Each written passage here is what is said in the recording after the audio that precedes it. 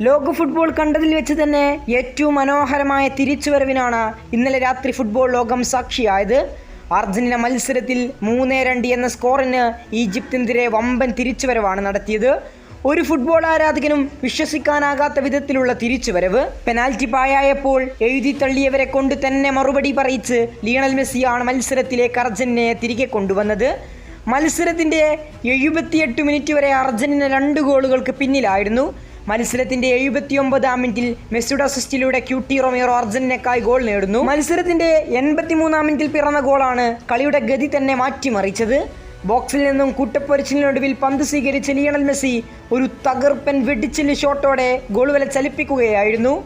പിന്നെ അർജന്റീനയുടെ വിജയമുറപ്പാക്കിയ 93-ാം മിനിറ്റിലെ Enzo ഫെർണാണ്ടസിന്റെ goal കൂടിയായതോടെ ലോക ഫുട്ബോൾ തന്നെ കണ്ട ഏറ്റവും വലിയ തിരിച്ചുവരവുകളിലൊന്നിനാണ് ഫുട്ബോൾ ലോകം സാക്ഷിയായത്. പെനാൽറ്റി പായാക്കിയതിന്റെ പ്രായശ്ചിത്തമായിരിക്കണം.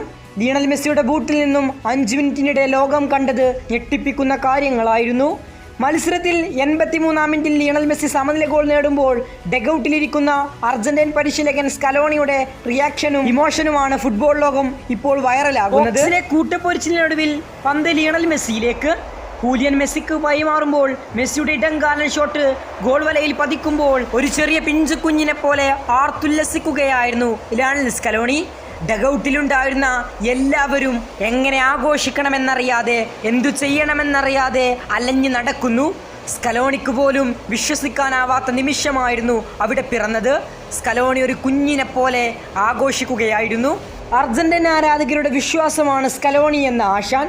എത്ര ഗോളുകൾക്ക് തോറ്റു നിൽക്കുകയാണെങ്കിലും തങ്ങളുടെ ആശാന്റെ കയ്യിൽ എന്തെങ്കിലും ആയുധമുണ്ടാകുമെന്ന കാത്തിരിപ്പാണ് ഓരോ അർജന്റീന ആരാധകരും.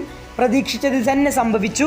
മത്സരത്തിന്റെ അവസാന 10 മിനിറ്റിനിടെ 3 ഗോളുമായി അർജന്റീനയുടെ രാജകീയ തിരിച്ചുവരവാണ് പിന്നെ ഫുട്ബോൾ ലോകം കാണുന്നത്.